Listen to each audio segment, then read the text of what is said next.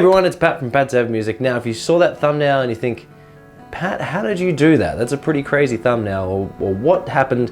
Why were you there for so long? So I was in the studio for the entire day. So I had a quick meeting break for about like 2 hours, but otherwise I was in there for probably 8 to 10 hours yesterday, just recording. And by the end of it, my back was so sore, I wanted to keep writing ideas, but I physically couldn't sit in this chair anymore. So I just had to lie down and just keep sort of those ideas flowing and keep tracking different sort of ideas and melodies. But how did I get that shot?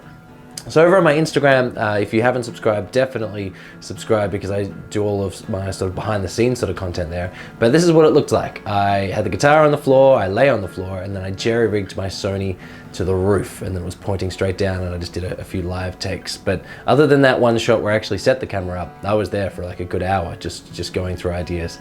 Whew. It was exhausting, but I'm very, very happy. And it's so hard to just think of this album as being done. You know, I'd imagine it would be like a painter. You know, a painter's made this amazing work of art and they just think, oh, maybe a few strokes here and there, just some shading, some painting over there. So by the end of this month, it's being mixed and mastered, and I won't be able to go back. I won't be able to add in some more layers. I won't be able to add in some extra strings or some extra acoustic guitar. I won't be able to do any of that, and it terrifies me. But I'm gonna show you exactly what I've been working on today, adding some crazy sort of filthy 80s lead harmonies. I'd love to hear what you think. So let's change the camera angle and let's do that. Might look a little bit weird, but I'll just talk you through what's going on. So we've got the recording window up here, the mixing with all the different faders window down here, as well as like a little notes sort of page, like what track I'm working on, what things I think I need to fix up, what's the chord progression, like what's the piano doing, what are the cellos doing at that particular moment, and then I can write sort of guitar over that. So I'm gonna play you the section that we're talking about, and it's from track 2 of my 4-track album, and it starts off with just piano, so let's listen to just piano.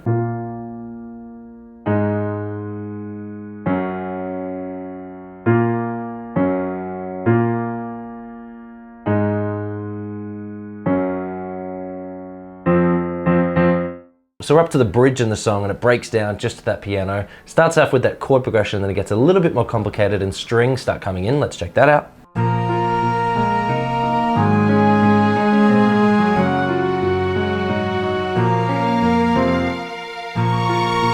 So it's really building up now, and I thought, okay, that's kind of cool. But there's so many bars, there's like 45 odd bars where there isn't, you know, guitar. And I thought, I need some guitar there just in the background. So I thought, all right, let's add some like 80s style like harmonies, fifths, a lot of fifths going on.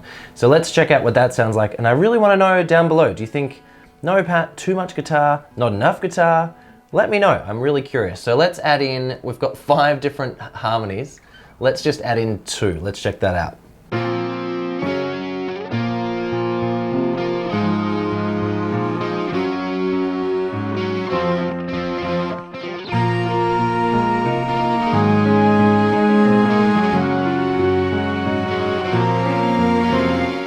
Okay, let's add in 2 more harmonies. So we've got 4 guitar harmonies.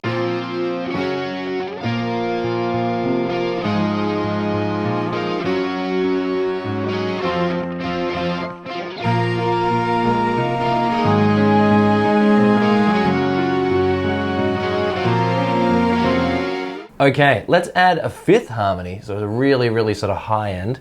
Let's see how that sounds like in the whole thing.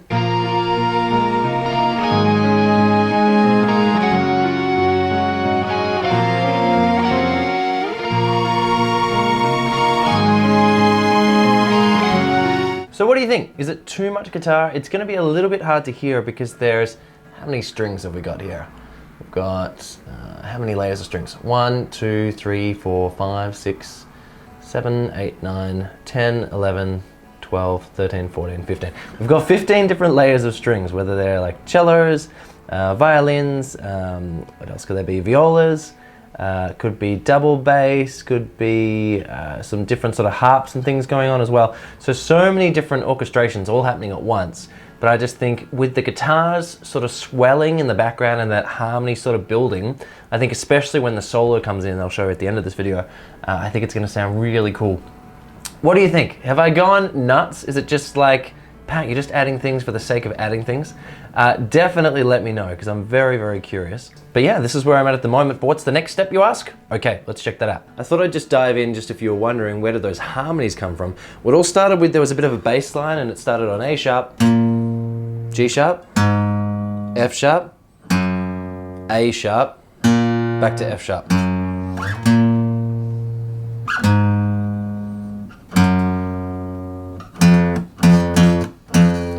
So I thought, okay, well that's kind of cool. And then I added in some different chords. Then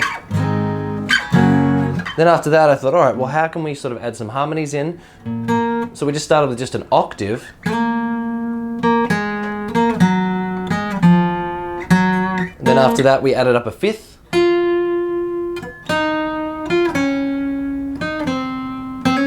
Then I added an octave higher.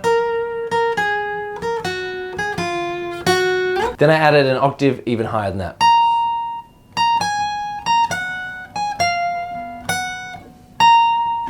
So there's a lot of roots and a lot of fifths, but it gives it that sort of thick, basically you're adding just power chords on top of power chords on top of power chords, but it gives it that sort of 80s sort of harmony feel. And so many of my favorite sort of rock instrumental albums are from the 80s, so there's lots of throwbacks going on there. And so I thought this might be a really cool section just to throw in a hint of my sort of influences. It won't go on for that long. I think they'll sort of swell up like strings, disappear, and then come back in for the final. But I think it'll be really, really cool. And then over the top of them is a big solo again before the final chorus. And if you're thinking, whoa, there's so much going on, how did you ever get to that point? The entire EP started with one little chord progression.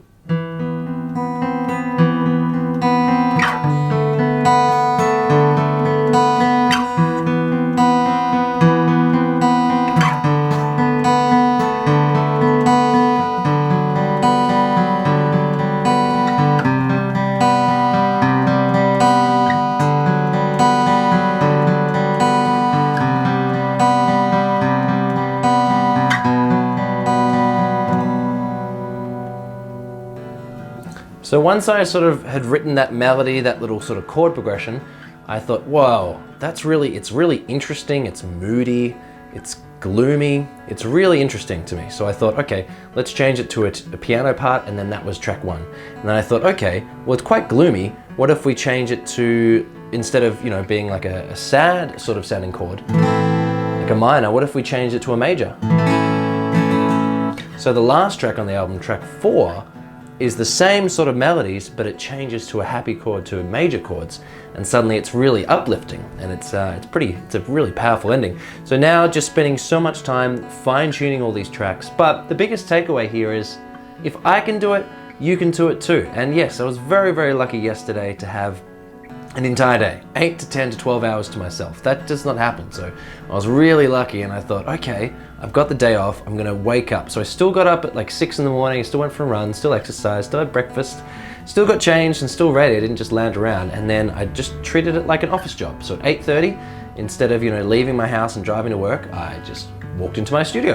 And at 8:30, that's when I started. And I would have finished at about 11 o'clock last night. But these are the things you have to do. If you've got a passion and you want an album out there, or you want to, climb Mount Everest, you want to learn that song you've always wanted to learn, you want to write your own songs, you just have to find time. And if you're an adult here, or if you've been studying for a few years, or even if you're just starting, everyone should know or should have some idea of time management. And it's up to you to fit it into your day. But if I can make an album like this, you definitely can too. Just put some time in. I'm going to show you now sort of the little snippet of the solo after these sort of harmony swells, and I'd love to hear your opinion and what you think. And again, at the end of the month, the album's going to be mixed and mastered. So excited. And it'll be out hopefully September, October. But I'll take you through all the steps. So next I've got to, once this is done, I'll show you some footage of what it's like being in the studio with like an engineer mixing and mastering it. Once we've done that, maybe, working out what the cover art's going to be, all of that awesome stuff. But thanks so much for making along this journey. It's been really fun talking about it and showing you all, because it's something I've been working on for so long. Are you writing your own music? Do you have any albums? Let me know below, and otherwise I'll see you all again. Thanks so much for watching. Bye.